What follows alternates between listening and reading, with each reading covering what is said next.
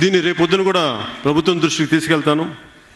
అవసరమైతే ప్రతిపక్షం మద్దతు కూడా నేను కోరుతాను, ఇంక్లూడింగ్ జగన్మోహన్ రెడ్డి గారి మద్దతు కూడా కోరుతాను. ఎందుకంటే నాకు ప్రజలకి అక్కడ మంచి జరుగుతుంది అనుకున్నప్పుడు నేను ఎవరి కోసమైనా సరే నేను ఎవరి మద్దతుని కోరడానికి నేను సిద్ధంగా ఉన్నాను.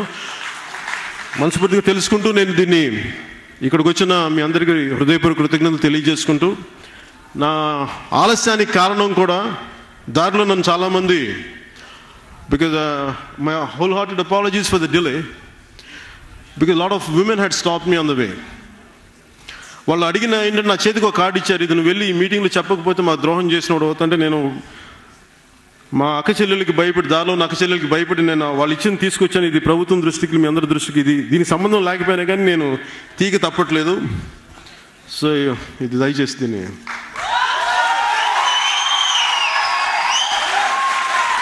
సో దీని గురించి ఇంకొక సందర్భంలో మాట్లాడతాం. Thank you and thank you all. జై హింద్.